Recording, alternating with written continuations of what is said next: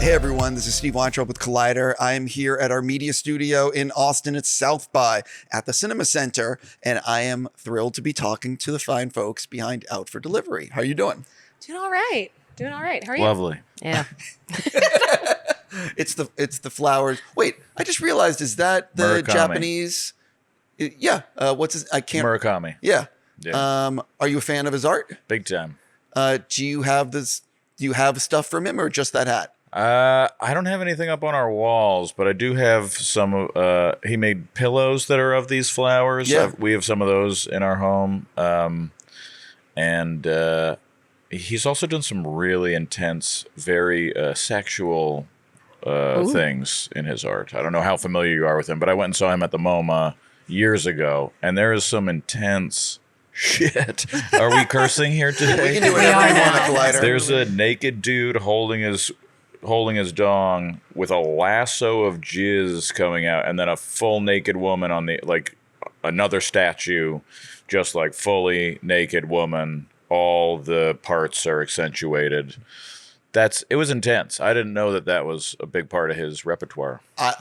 I am learning this for the What a first range. time. Yeah. What a range. Yeah, he does flowers and he does naked people jizzing on each other. Yeah, I had honest to God no idea, and I'm now so curious. Look it up. Yeah, I will discover Go to the this MoMA exhibit. on the Google. You know, I'll go. I'm joking around. So listen, a lot of people who are, in fact, everyone watching this right now will not have seen the short film. So talk a little bit about what it's about and why you wanted to make it.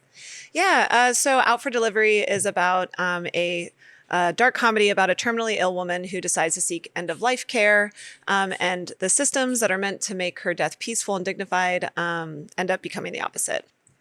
What was it? I believe this is based on like true events. Unfortunately, yes. So the film is loosely inspired by true events. In the true story, a person decided to pursue end-of-life care, and the shipping company lost the package completely. And customer service was extremely unhelpful. They, use things like, oh, well, we don't have customer service on Saturdays, so like you're just gonna have to wait till Monday. And they never found the package. And when I heard the story, it actually made me laugh. And I was like, why am I laughing at the most tragic story I've ever heard in my life? And that's what kind of, as a filmmaker, I decided to figure out why I felt that way. And I wrote a screenplay, and it turned into this, dark comedy satire about, convenience culture and this sort of like disconnect we have from each other with all this technology and all this, these systems in place. And I wanted to basically deprive a woman of dignity, much like in the true story, and then return it to her through human connection. For both of you, what was it about this script, this project, that excited you and said, oh, I want to do this? Oh, I'm Chelsea's friend that she likes to deprive of dignity, so it was an easy fit for me. What about you, Martin? Honestly, you were one of the main reasons. I was excited. I've known Deanna for a long time, and I was excited at the opportunity for us to get to work on something together. But getting to sit and read this story, there's a fun friendship that develops. I mean, the core of the story is founded in this unfortunate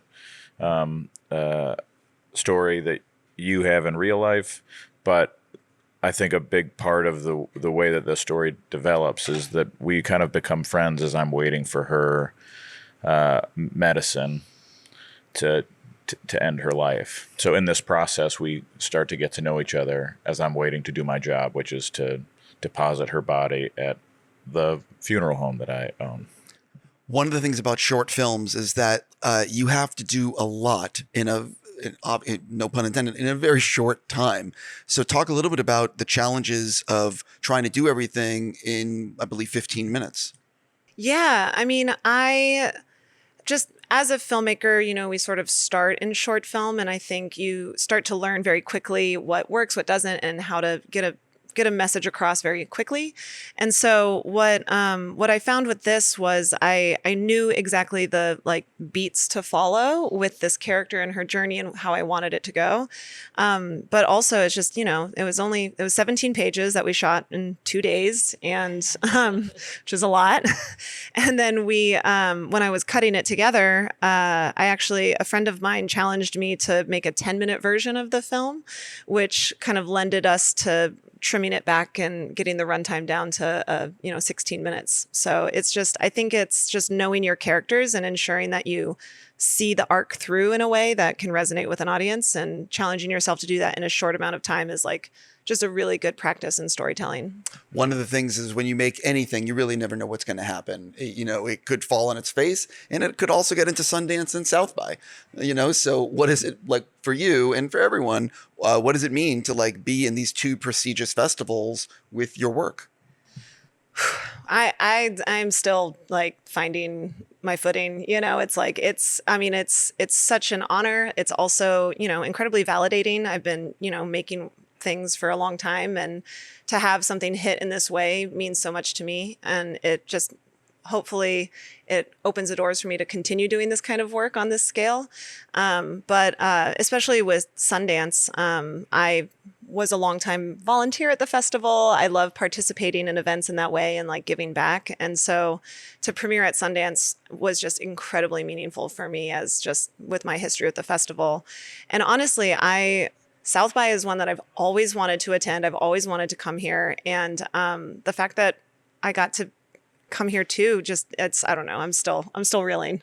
I'm still trying to figure it out. Yeah, go ahead. Yeah, me? Yeah, Me? go Okay, ahead. I'm gonna go. My God. It's been really lovely. I don't know, like Martin kind of knows, like I spent like a decade and change, like working in animation as a compositor. It's been an interesting transition back into performing. And so, yeah, this has been really welcoming and lovely, and I dare say validating for what it is. And deserved. No, but Agree. I love any excuse to come to Austin. I missed Sundance, unfortunately, but very excited for the success of the short and the acceptance and people seeing it and it resonating with people is really, it's always awesome to find an audience for what you've made and put your heart into. Completely. I love talking about editing. You mentioned already that you tried to do like the 10-minute version. So talk a little bit about how did the short change in the editing room in ways you didn't expect, or was it exactly what you had scripted and pretty locked down? Yeah.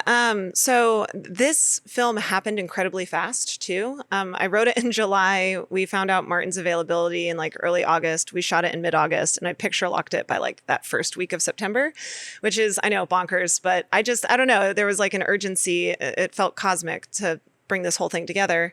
But in editing it, I did the first cut and it was 23 minutes and I was like, yeah, it was great. Right. Total. It's done. I did it, and then I sent it around and everyone was like, oh, this is nice. Can it be shorter? And I was like, do you have anything more specific that could help me out with that? But I went, it's true. 23 minutes is kind of a bit luxurious for a short. So I brought it down to 18 minutes. And that's when I approached my dear friend, Mike Mohan is the one who said, hey, you know what? Try this 10-minute version. It's not going to be 10 minutes, but you're going to find out real quick what's essential and what's not. And so, he said, involve alcohol if you need to. So Deanna came over and we like cracked open some liquor and I like cursed Mike's name. And it was a 2-day process. It was a 2-day process of just like really being angry at what we were cutting out. But sure enough, like we found out where the fat was and, as they say, killed some darlings. And we got it to the 16.5-minute cut that it's at now. So it really hums along. That's a lot of the Yeah. response that I've heard is that it really feels, I mean, even some of the other people who had done shorts in our same block responded how smooth it felt. And I think in our group, there was a lot that felt that way as well. So for them to see that and respond to it, I think is a huge compliment. yeah, no, I'm very grateful. Like, I think it worked out. And, as painful as it was, getting it to where it is now, it feels right. Feels good. For both of you, you mentioned that you shot this whole thing in like 2 days. What is it like as actors when you know you're on such a tight schedule that you really can't F up? You know what I mean? Like you got to get your shots and you got to move on, and you have, what is it like those days leading up to the shoot and you're thinking about your character and how you want to play things? I didn't have much time to think about it. It was really like I had 24 hours before. I was like, okay, we're just going to do this on Friday or Saturday or whatever it was. So it was like same week. and I just got to dig into the process. I was only there for one day. I think we only have 2 takes of that end beat. Did you see the short? I did, yes. That end where I'm carrying her body to the back of the van and the credits are rolling. I think we maybe did that twice. Yeah, and we that were so one- afraid you were gonna hurt yourself. It was no, I don't look like it, but I work out every once in a while. But yeah, I thought you were Arnold's stunt double in the last Expendables movie. on the last one, is that when he's lost a considerable amount of weight, a muscle weight? I was not.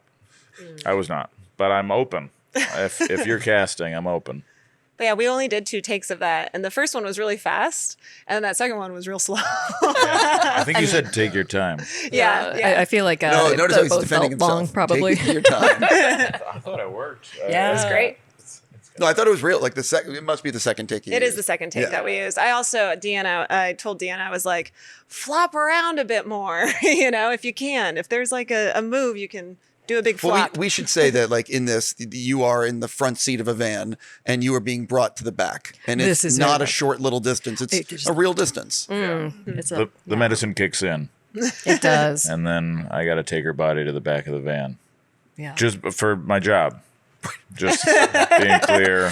To be clear, that's also a minute and a half of the runtime. So I know.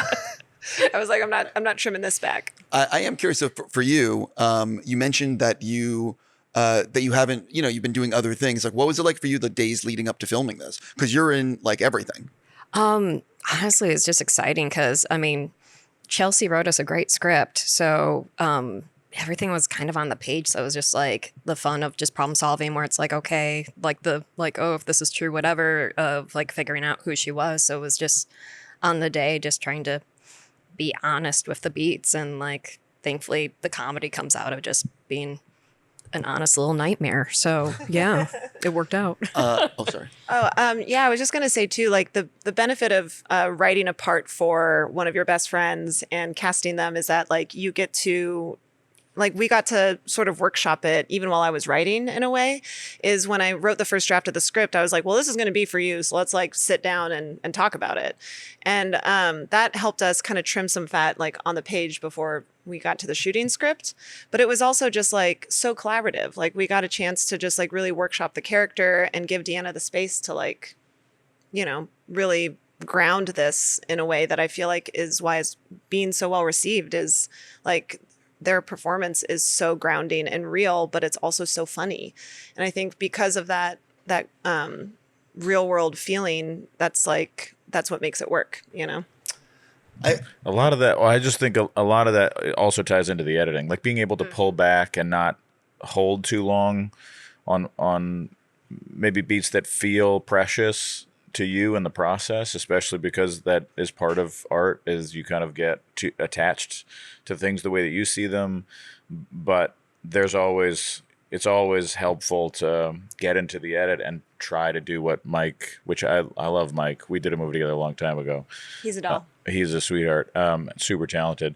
But that is such good advice to any filmmaker, is to like just try the version where you cut way too much out in your eyes, see how people respond to that, and see how you feel about that, and then kind of sparsely put things back in if you feel they're kind of mandatory. 100%. I have some individual questions for you guys, if you don't mind. I'm going to start with you. I did a little research and figured out that you were a PA on 4 very diverse things. God. Okay, so let's start with So You Think You Can Dance, Yep. American Idol, Yep. Mhm. Contagion, Yep. and The Master. Yeah, The Master. That was fun. Right. So I am curious, because these are 4 radically different things. Yes. I've been a PA before, and it can be both really cool and the worst job ever. Yeah. So how would you describe some of these in terms of worst job ever, really cool? What did you take away from those experiences that you wanted to make sure if you ever got to be a director, you would make sure, you know what I mean? Yeah, I do. So I went to film school in the Bay Area and got on like a short list for like a second somewhere who was just like hiring PAs. So I was like getting these jobs as set PAs, like local set PAs for these productions. And so, like the team that does American Idol also did So You Think You Can Dance. And so those were, those were interesting. I feel like I turned into a therapist because I just saw all these like nervous bunnies going in for these auditions, and I was just like, it's gonna be okay, like it's gonna be okay. But I did a lot of work on those. They actually offered me a job to move to LA and like work in reality TV. They were like, quit school, come to LA, and I was like, thank you.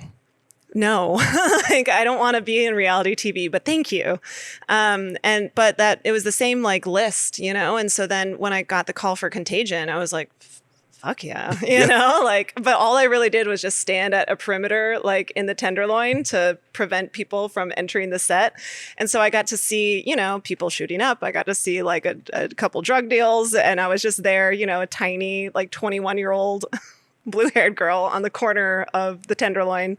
So the hair is natural. It is natural. Okay, Yeah. It's my natural color. Yeah. But so, Contagion was cool. I got to those days were so effective and efficient, And so Soderbergh works very efficiently. Oh my goodness. Seriously. It was like clean 10-hour day. Yeah. He was just like, everybody can go home. And it was just, I was like, this is amazing. This is such a huge, beautiful production, and everyone's working together. These days are totally reasonable. And then I worked on The Master. And you'll notice I stopped PAing after that. And while it was incredible, I did 2 days. And the most incredible day was one where I was selected to go on the yacht, and I got to work with Philip Seymour Hoffman, and I got to actually be a set PA for everybody who was on the yacht, because it was a pickup day, because the first AD forgot to get Dramamine for everybody on their original shoot day. So they had to reshoot everything because it was, I'm not going to go into details, but it was a bad day. So I was there on the pickup day, but they had to keep it into another day that they had already planned. So it was a 22-hour shoot day. No. And I was supposed to be on a third day where my call time was 11, and I arrived at 7 a.m. and wrapped at 5 a.m. And I was like, this is not it. I was like this, I could barely walk at the end of the day. And I was like, this has been an incredible experience. I snagged a little bit of 70mm film that's still in a box somewhere. And I was like, there's so much here that was amazing to witness and see. And I was like, but there's no world in which 22 hours is ethical. So I was like, if this is what it is, I'm going to stop this and start in a different way. So, yeah. Yeah, that was my experience. Sorry, it was a little long, but no. I actually think that's eye-opening for people that don't understand. Yeah, it was crazy too, because I just, they were like, okay, we're just gonna roll out second dinner, third dinner, and I was like, shouldn't we just bring in changing of the guard or something? Why are we all still here? And they went, yeah, this just happens sometimes. And I was like, I don't know. I don't think so. I don't think it should. Don't think it should. And then, when I was supposed to have a call time of 11 a.m. the next day, and I went to the second AD, and I was like, I'm not coming tomorrow. Yeah. And I meant not tomorrow, later today. I'm not coming. I was like, I'm not going to get any sleep. And they were like, yeah, fair. Yeah. Thanks for the day. No, completely. I have my question for you is, and I could be wrong, but you worked as a set dresser on RuPaul's Drag Race. I did. Yeah, so I am definitely curious. What is it like being a set deck on that show, which is incredibly popular? Oh my gosh. I had the joy of doing art department for the first 2 seasons, and it was, RuPaul is hands down one of the most incredible humans I've ever met. Knew every PA's name, showed up good 2.5 hours before everyone else, was just never complained, super professional, just was so present for everyone. So much so that on the first season, the producers were confused that there wasn't a lot of drama amongst the contestants, where it's do you understand what you put together here? Right. You have this beautiful human being that everyone wants to have proud of them. They're not going to be petty little monsters like you see on a lot of reality. But the contestants were incredible. The challenges are super fun. It, of course, like any production, there's always challenges, last minute changes. was just so neat. Like truthfully, the only reason I left art department is it didn't even play on camera, but second season for one of the challenges, we had a bunch of things for our photo shoot, and one of the things that was going to be on set was an upright piano, and I was given a non-art PA to help me unload the truck, and they didn't know how a furniture dolly worked. Long short, I have very dumb impulses. Like we don't have insurance for this, as a piano falls off the back of a cube truck, and it knocked my kneecap off. Just like egregiously not where it should be. And that's when I switched to animation. But up till then, amazing. 10 out of 10, no notes. Right. That, how's your knee now? I have to keep it, I have to keep muscle built on it. Otherwise it just starts to drift. Yeah, that's the thing that no one tells you as a child, is that as an adult, if you hurt yourself, it stays with you. It's true. Yeah. Not everything that heals makes you stronger. Yeah. Amen. Before I run out of time, and Martin knows this, I am a fan of Tulsa King, and Collider's audience is a big fan of Tulsa King. Yay. So what can you tease about season 3? I mean, I've only just read the first 2 scripts. We start production next week, so... Is that like filming or like... We start filming next week. Oh, wow. So it's... Yeah. But I can't tell you anything that I've read in those episodes, but I am excited about this new season is going to be a lot of fun. It looks already like there's going to be a lot of action, and I think there's some loose ends that may or may not get tied up. Well, one of the things about the show is, and listen, let's be honest, the people like me and everybody else are watching it for Stallone. Like, obviously, I love you too. No, it's but, I mean, Stallone. He's the guy on the poster. This is the Sylvester Stallone show. So one of the things about it is, like, and he's talked to me about it, that he will rewrite his own dialogue. Like, he is very into, you know what I mean? So what is it like working with him, and how much is he like changing things on set, and how much is he doing it like before he steps on set? He goes. I think he goes home every night and rewrites something. He's told me this, by the way. Yeah. These aren't secrets. But he also, lucky for me, enjoys improvising, and so we, especially when it's just the two of us, we get to play around a little bit. There's maybe not as much room in a bigger scene with a lot of cast to kind of find moments or jokes that are that we can find on the day, but he does like to play with the dialogue, which I appreciate, and he likes comedy, so we get to find new things in there and have fun. I appreciate it. Yeah, I could keep going, but I want to ask you one other thing, which is, you're in The Hand That Rocks the Cradle. Is this like, it's a remake? Is it? It's a remake by a Mexican director named Michelle Garza, who is incredibly talented. And I don't know that I'm allowed to talk much about it, but I'm very excited about it. The process was incredible. The experience was incredible. She's amazing. The whole cast is really great. I look forward to seeing an edit of that one, because I think that's going to be a really fun one. When did you actually film that? December, January. Oh, so you literally just wrapped. Oh, so this is like an end of the year kind of movie. I don't know when they're trying to push it. I know she's already editing it, so we're going. Well, listen, I really want to say congrats to all of you guys, and I wish you nothing but the best. Congrats on the Sundance of it all, and now being at South by. Thank you so thank much. you. Thank you. Thanks Cool. for having us. Oh my Thank gosh, you. I yeah. brought you some candy if you like candy. Sometimes. I'm making gummy candy. Is it like gummy candy or gummy candy? It's just regular candy. Okay, that's what you see what I'm saying. But no, because believe me, I've had. There's so much spit I up. haven't. It hasn't happened to me, but I've had a lot of friends who have been at a party, and you're like not expecting, No. and it's No something surprises. else. No surprises. So wait, you're really making gummy candy? Yeah, it'll be out this summer. Oh wait, you should plug this. Like, what's it going to be called? I'm not. I mean, Are you selling this? Or yeah, we're gonna sell it. But when it comes out, it'll come out. I just want you to try it because I think it's fun to be making something that I can tangibly share with people. I would. Yes, let's try this off camera.